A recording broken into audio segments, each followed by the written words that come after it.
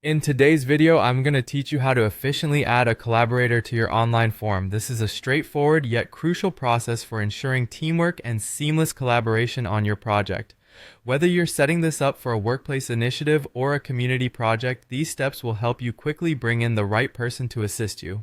Let's begin. You'll first want to open your form. This is the document or project that you're eager to share and work on with others. If you haven't already signed in or located your form, make sure to have those details handy as they are essential for the next steps. With your form open, you'll notice several options or tabs typically located at the top or side of your screen.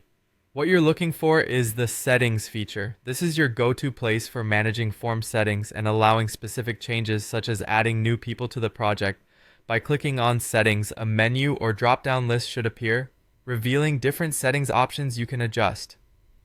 Out of the available options, the one you're after is labeled Collaborators. Think of collaborators as your teammates or co-workers who will share access to this form. Selecting this option will open a new section dedicated to managing who can view, edit, or otherwise contribute to your form. Now it's time to actually add your team member. Look for an option that prompts you to add or invite someone. Here you will be required to type in the email address of the person you wish to collaborate with.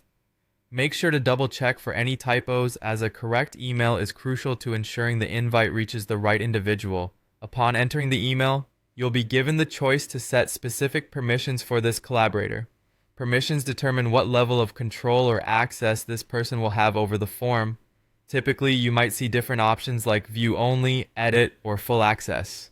These permissions are important as they dictate how much influence your colleague has over the form's content.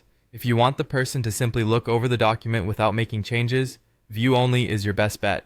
However, if the goal is for them to contribute actively, edit or even full access might be more appropriate. Reflect on their role and responsibility before choosing the right setting. Once you've set everything according to your plan, make sure to save or confirm these changes, usually by clicking an invite or add button. A notification or confirmation message often appears, assuring that the invitation has been sent successfully. Your team member should receive an email inviting them to join your form. By following these steps, you've successfully set up a valuable piece of